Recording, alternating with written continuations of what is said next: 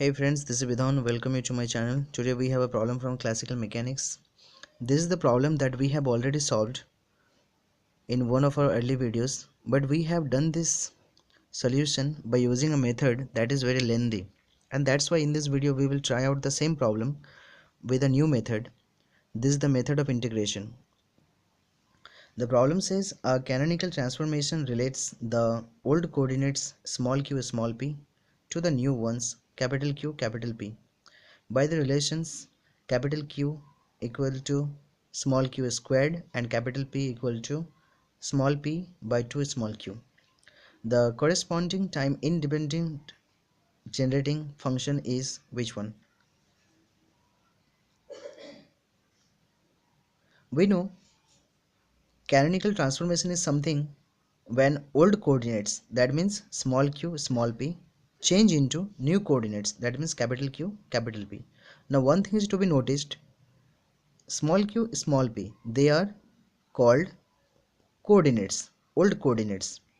So this is the general name. Actually they are both coordinate and momentum.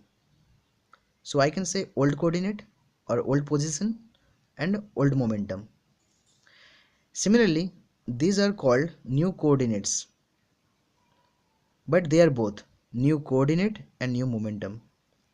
That means I can say that canonical transformation is something when old coordinates or old coordinate and old momentum change into new coordinate, new momentum or new coordinates. Now the second thing is that canonical transformation is always done by using a generating function. And by using a generating function, what do? We find out the relationship, the two relationships between old coordinate momentum with the new coordinate momentum. As you can see in this relation, the LHS, the left hand side is the new coordinate and the right hand side is the old coordinate square. So this is the relationship between the old, this is between the new and old. Similarly here you can see this is new momentum obviously, and this side contains old momentum and old coordinate. So again this is the relationship between new and old, and these relationships we have found by using the generating function. And actually this generating function have been differentiated. So we know that for generating function, whenever we have a generating function, for the generating function we have two generating function derivatives, and when we solve those generating function derivatives, then we get these relations. Okay, so in this problem we have these options, and each option is a function of capital P and small q, capital P small q. So here from we can understand that our generating function that we are going to get is a function of capital P and small q. So our generating function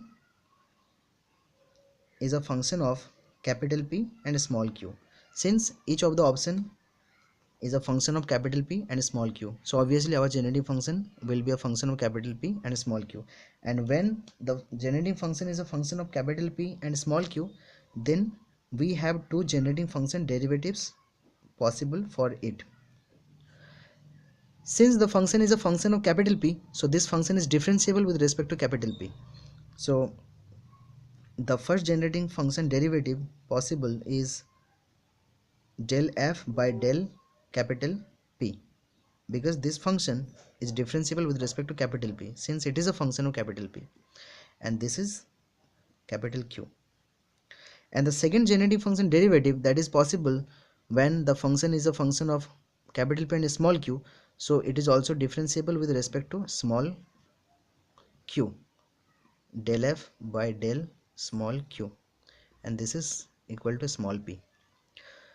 So these are the two generating function derivatives possible. Now in our last video for the same problem, what we had done, here we put the function as given in our problem. So we assumed that first one is our right generating function, we assumed it, and we put it here and here.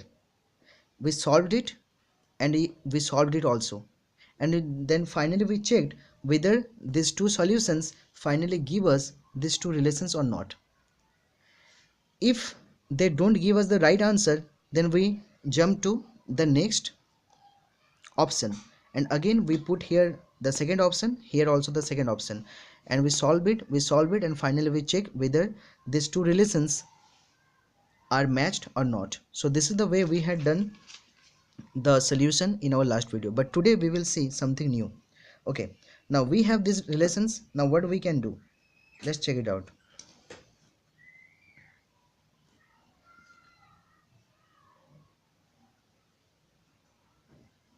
Okay, we will use this and we will find the generating function just by integration.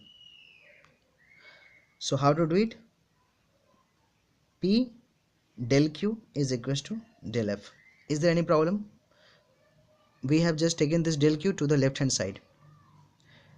Now integrating both sides, P del q is equals to integration del f. No problem. Now in place of a small p, what can we put? We can see that capital P is equals to a small p by 2 small q.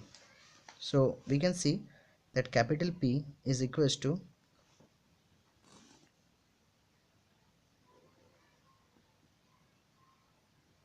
small p by 2 small q. So what is the small p? Capital P into 2q is equal to small p. Now this we will substitute here. Okay, so small p, that means 2q capital P, capital P 2q, capital P 2q into del q equal to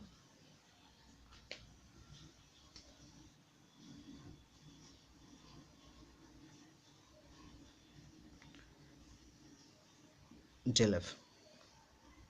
Now 2 and capital Q are constant with respect to small q, and we have integration of q del q is equals to, this side is f, no problem, and this is 2 capital P, integration of q is q square by 2 is equals to f, and we can see that 2 cancel, so f is equal to capital P q square. So this is the right answer, and just that's it, we have found it. F is equals to capital P q square, and which one it is? It is option 2. So option 2 is the right answer. Answer is 2. Now you can solve the same thing, you can find out the same function by using this also, by the method of integration. So let us do that. So we have capital Q del capital P is equals to del F, integrating both sides, capital Q del capital P is equals to del F, and you can see one thing, that capital Q is equal to small q square. So capital Q is equals to small q square, that means small q square del capital P is equals to del F. Now small q is constant with respect to capital P, integration del capital P is equals to del F, so small q square capital P equal to F. Now again you see that we have found the same thing. So this is a very easy process, and you just don't need to do the same thing for both. Just use one generating function derivative, integrate both sides, and use the relationship that you already have, and you will find the generating function, the right generating function in one go, and you don't need to check for each generating function, just as we did in the last video. So this is the easy method to find a generating function when the relationships are given for a canonical transformation. Thank you.